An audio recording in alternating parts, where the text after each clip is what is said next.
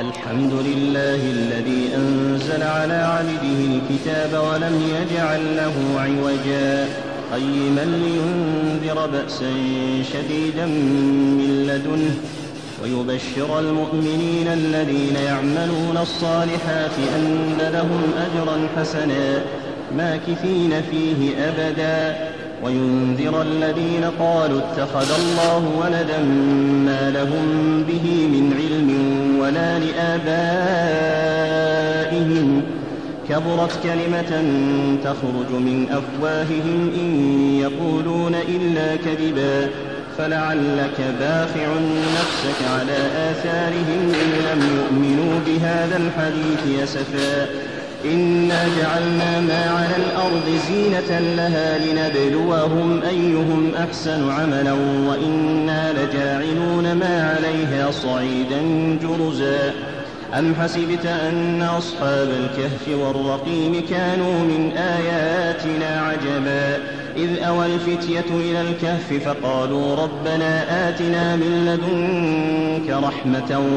وهيئ لنا من أمرنا رشدا فضربنا على آذانهم في الكهف سنين عددا ثم بعثناهم لنعلم أي الحزبين أحصى لما لبثوا أمدا نحن نقص عليك نبأهم بالحق إنهم فتية آمنوا بربهم وزدناهم هدى وربطنا على قلوبهم إذ قاموا فقالوا ربنا رب السماوات والأرض لن ندعو من دونه إلها لقد قلنا إذا شططا هؤلاء قوم اتخذوا من دونه آلهة لولا يأتون عليهم بسلطان بين فمن أظلم ممن افترى على الله كذبا وإذ اعتزلتموهم وما يعبدون إلا الله فأووا إلى الكهف ينشر لكم ربكم من رحمته ويهيئ لكم من أمركم مرفقا وترى الشمس إذا طلعت تزاور عن كهفهم ذات اليمين وإذا غربت تقرضهم ذات الشمال وهم في فجوة منه ذلك من آيات الله من يهد الله فهو المهتد ومن يضلل فلن تجد له وليا مرشدا وتحسبهم أيقاظا وهم رقود ونقلبهم ذات اليمين وذات الشمال وكلبهم باسط ذراعيه بالوصيد لو اطلعت عليهم لوليت منهم فرارا ولملئت منهم رعبا وكذلك بعثناهم ليتساءلوا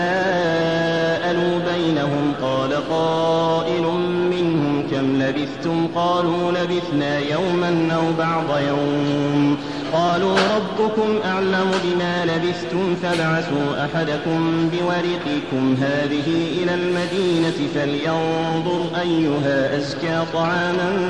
فليأتكم برزق منه